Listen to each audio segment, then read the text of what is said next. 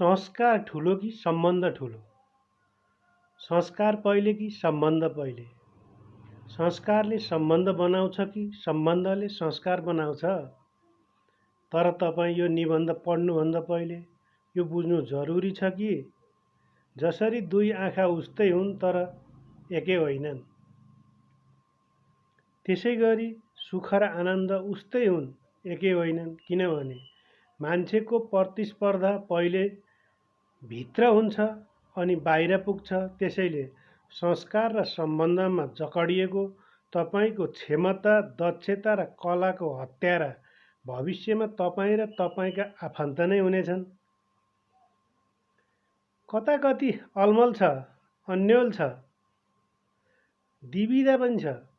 80 वर्षे बुढाले एक मनको भारी सकी नसकी घिसोरेको झैँ संस्कार होस् वा सम्बन्ध जबरजस्ती घिसारेर उम्दा काम गरियो भन्ने कुरामा म भने पटक्कै सहमत छैन। तपाईँ हुनु नहुनु तपाईँकै कुरा हो। संस्कार यस्तो मनाइयोस् जसले मनलाई आनन्द देओस्। सम्बन्ध यस्तो रहोस् कि सम्झँदैमा मनमा श्रद्धा, विश्वास, भरोसा र प्रेम छताछुल्ल मन र मस्तिष्कमा पोखियोस्। कुतर्क र विवादमा रहेर एक आनन्दको भाव उठिरहोस्।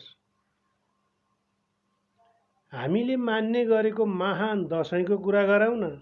मान्छे अल्छी मान्दै भन्छ, मान्छे आउँछन्, आफन्त आउँछन्, मनाउनै पर्यो बाबु। बाबुबाजेको पालादेखि गर्दै आएका चलन गर्नै पर्यो।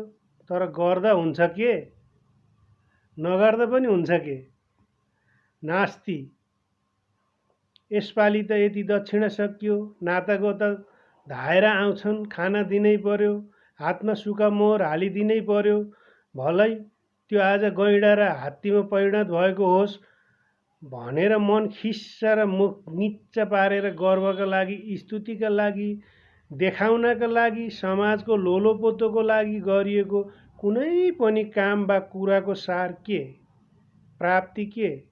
नास्ति।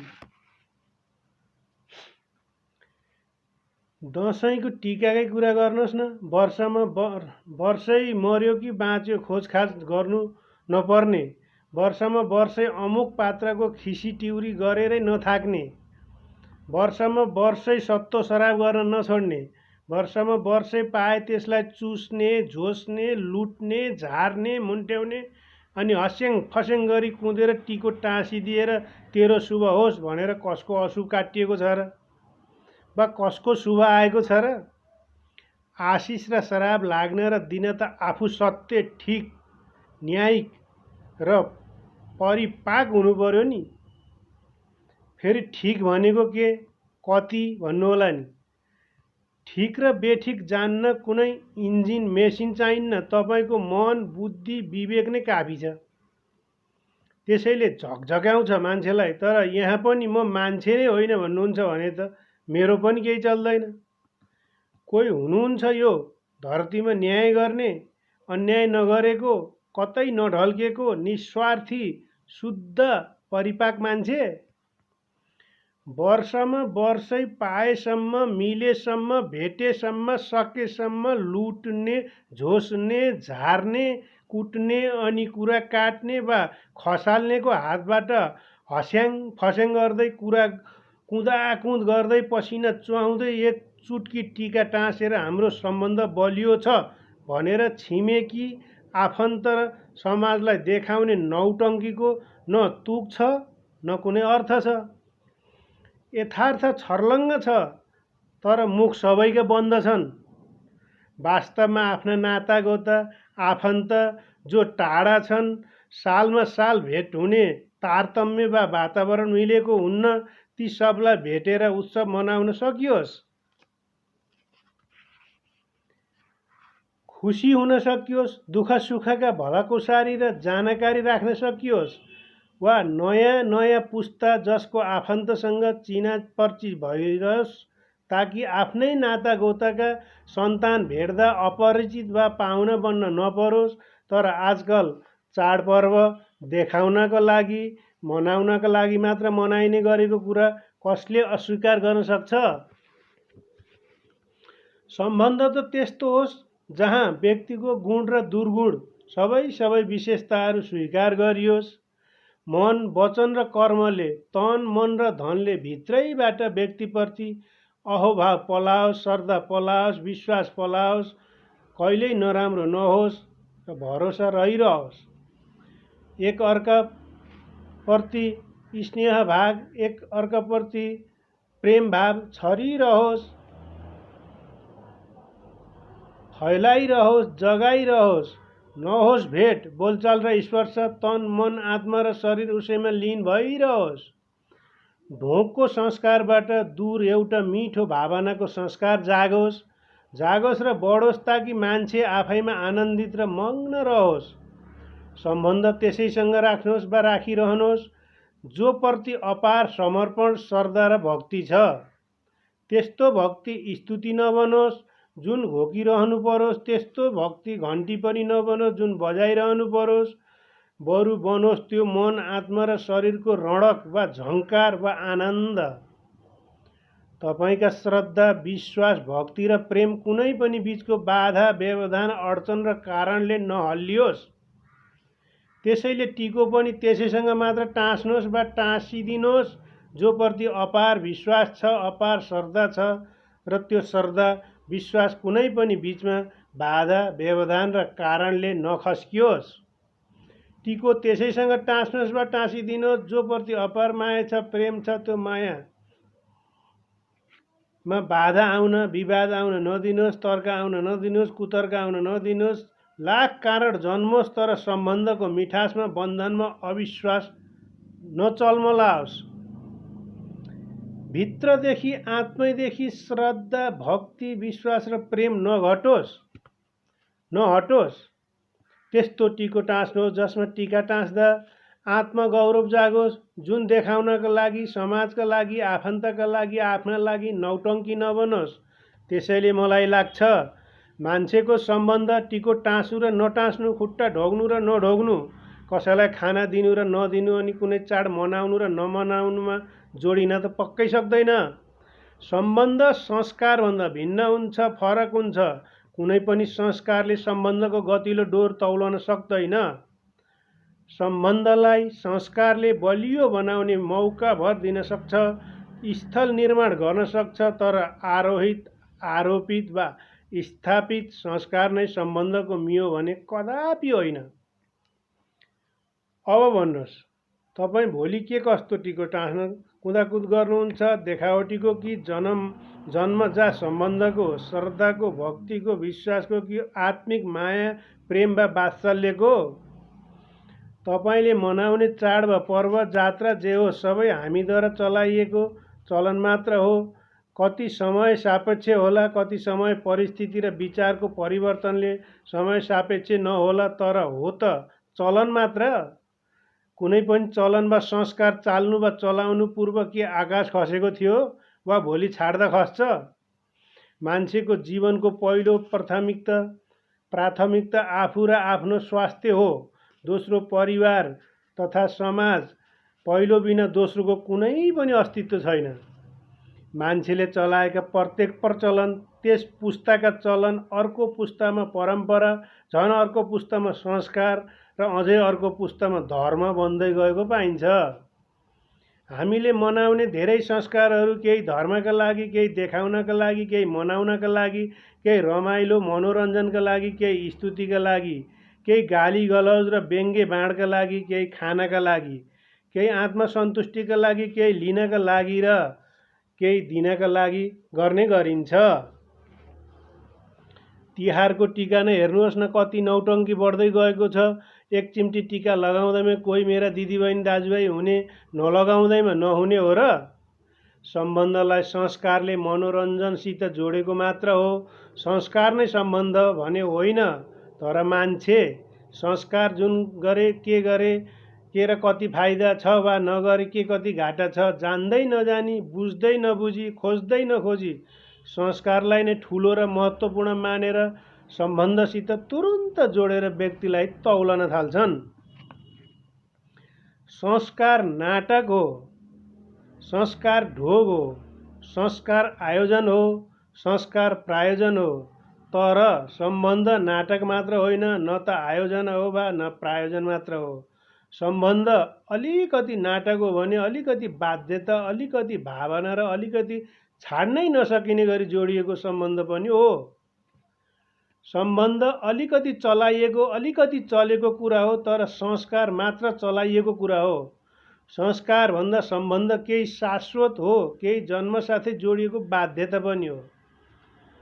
जब जब सम्बन्ध र संस्कारमा अल्मलिएका मान्छे देख्छु तब मलाई लाग्छ जीवन चलाउन आफ्नो हैसियत हेर्नुपर्छ, अरूको पनि क्षमता बुझ्नुपर्छ।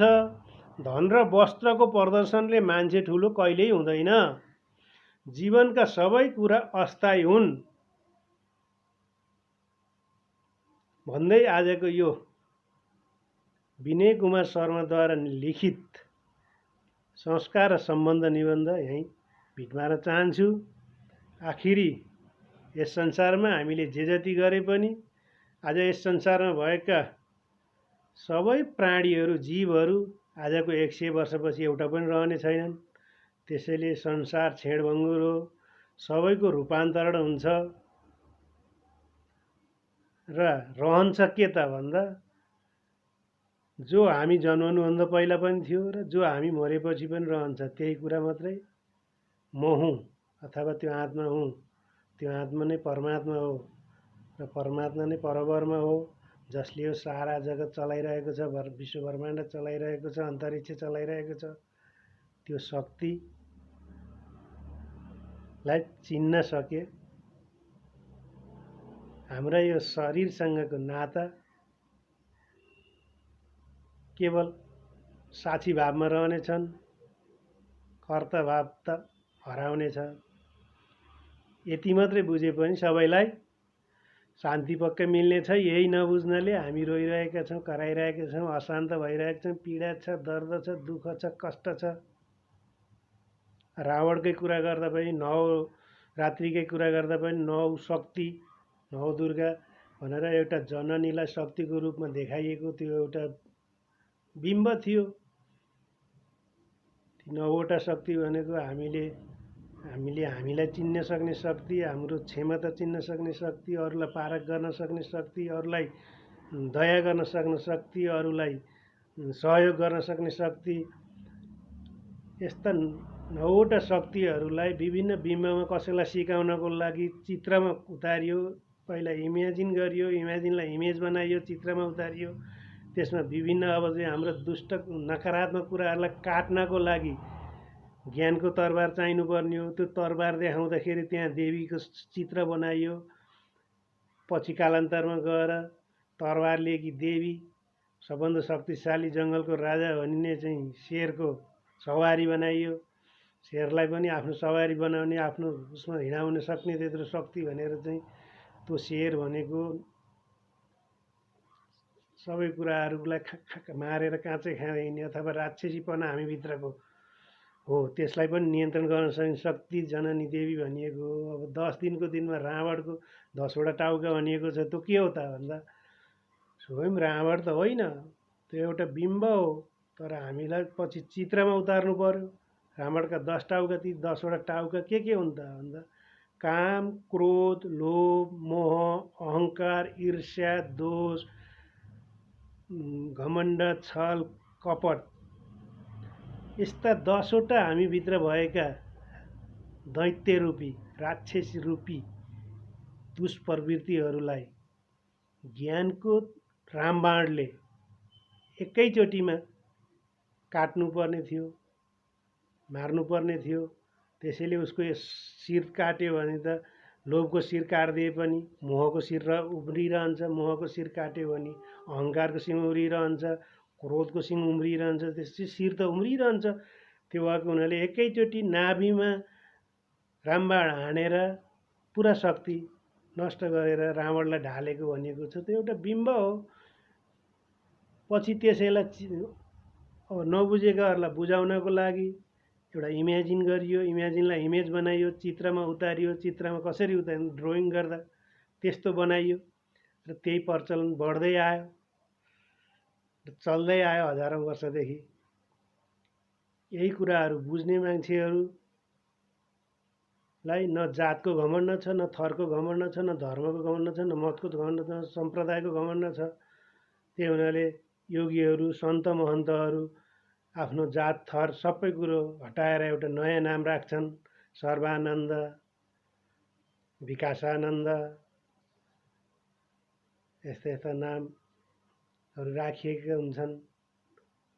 अब साहित्यकारहरू कलाकारहरूले पनि त्यसरी नै आफ्नो थरहरू हटाएर प्राय उपनामहरू राखेर गएका छन्, किनकि उनीहरूमा त्यो घमण्ड नरहोस्। हामीलाई त जन्मजात सिकाइयो जातको घमण्ड, थरको घमण्ड, धर्मको घमण्ड, राष्ट्रको घमण्ड, देश परिस्थितिको घमण्ड, प्राउड गर्न, प्राउड भन्नु घमण्ड नै हो। यिनै घमण्डले हामीमा अशान्ति बढाउँदै गयो। म मेरो थरमा घमण्ड गर्छु त अर्कोमा गर्छ, दुईटा घमण्डी मिलेपछि के हुन्छ, त्यहाँ लडाइँ हुन्छ। यस्तै कुराहरूले गर्दा संसारमा कहिलेकाहीँ विश्वयुद्धसम्म भएको छ, विनाशै हो सबै। त्यो हुनाले यी सबै कुराहरू पार गर्नको लागि, आफूभित्र भएका रावणका 10 सार काट्नको लागि ज्ञानरूपी रामबाणले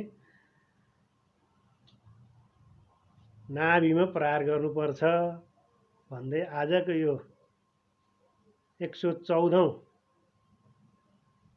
साहित्य विशेष भागबाट बिदा हुन चाहन्छु। हस्त, नमस्कार।